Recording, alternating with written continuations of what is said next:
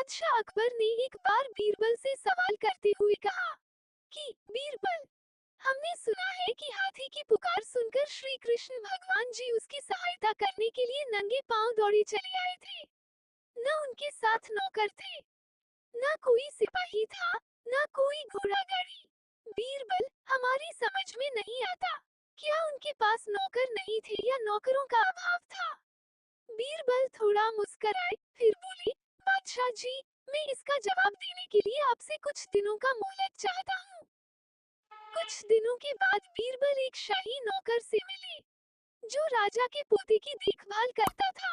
उस शाही नौकर से इजाजत लेकर बीरबल राजा के पोते को एक शिल्पकार के पास ले गए और उससे कहा कि इस बच्चे की सूरत से मिलता जुलता मोम का एक पुतला तैयार कर दो।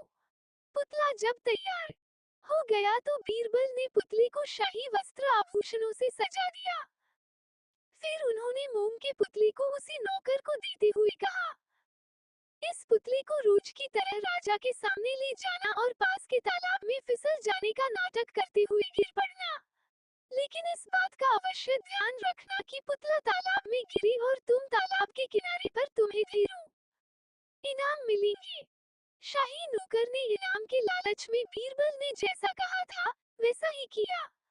वो मोम के पुतले को लेकर तालाब के पास आया और मोम का पुतला पानी में गिराकर वह स्वयं भी तालाब के किनारे पर गिर पड़ा। बादशाह अकबर दूर से ही यह सब देखकर घबरा गए और जिस हाल में थे उसी हाल में दौड़ते हुए आए और तालाब में कूदकर पुतले को लेकर तालाब के बाहर आ गए।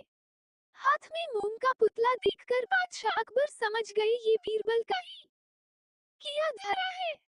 बीरबल ने डांट से कहा, जहां पनाह इतने नौकर चाकर हैं, घोड़ा गाड़ी है, सिपाहियों की इतनी बड़ी फौज है, फिर भी आप स्वयं अकेले ही तालाब में क्यों कूद पड़े?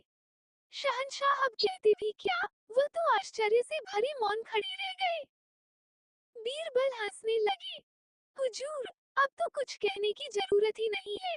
जिस तरह से आपको अपना पोता प्यारा है, उसी तरह से भगवान श्री कृष्ण को उनके भक्त प्यारे हैं।